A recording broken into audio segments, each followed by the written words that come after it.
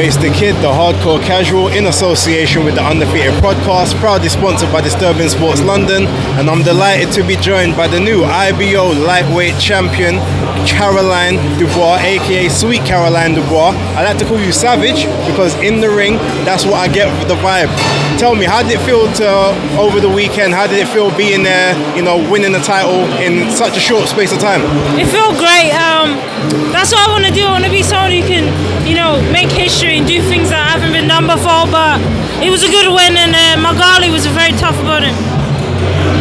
Did she pose you any problems that you weren't, sure how to handle at the time, or was it just a case of she's just tough and you just had to keep working, do what you had to do? Yeah, exactly that. She was incredibly tough, and you just had to stay on it. You couldn't switch off because she would have caught you. And she builds on when you tire in the later rounds, so it's very important that I remained so strong. In sort of rounds, I think from around round 6, 7 onwards, you looked like you was getting a bit frustrated. What was she doing in there that was really sort of angering you?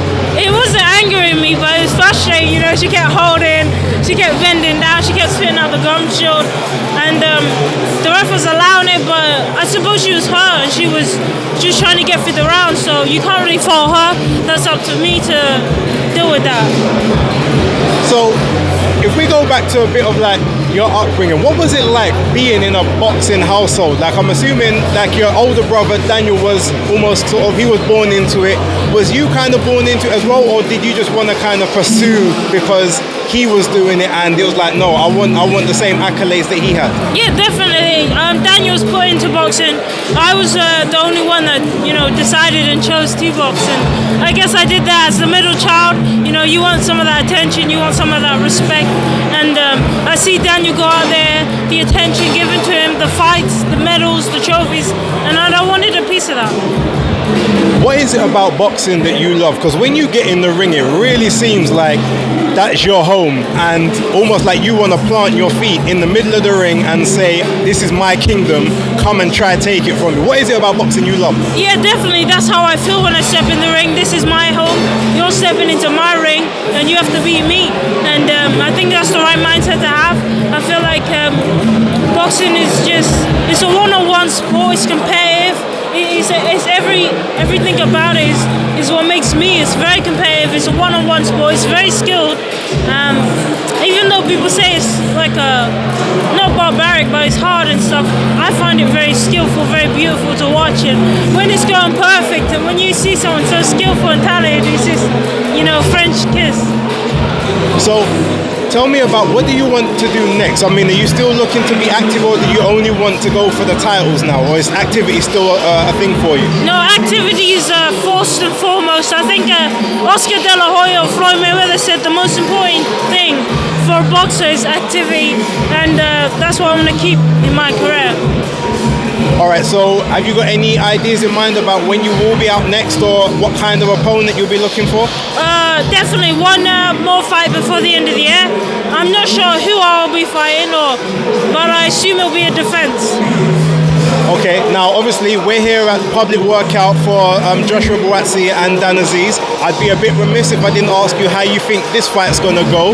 So tell me, what do you think each guy's keys to victories are, and who have you got taking it? Yeah, Dan has done great. I think every time he steps in the ring, he exceeds expectations. He boxes a lot better than what you would expect him to do, and he just really exceeds your expectations. And I think he's a really live opponent. I think he's game, he's tough, he's strong, and he's very skillful. I think Josh Buatsi, he's someone who's we've put a lot of expectations on him, and the British public coming back from the Olympics, everyone expects him to just do amazing things, and I guess this is a fight in the right direction for him, and I'm not really sure how the fight will go. I just hope both guys, give a good account of themselves and come out the ring healthy. Actually, speaking of, what about the chief support with Mikhail Lawal and Isaac Chamberlain? How do you see that one going? Oh, I think Isaac wins that one. I think he's tougher, a bit more skillful, but we'll see. I haven't watched hardly any of Mikhail Lawal's fights. I've only seen Isaac, and he gave a really good account of himself against Chris, and I just see him as a really tough, skillful guy. I see him getting the victory, but I don't know anything about Lawal, so I I'm not sure. What do you think about Macau not showing up to this event, especially with it something to do with knives in the community, putting down the knives? Do you think it's a bad look that he didn't show up?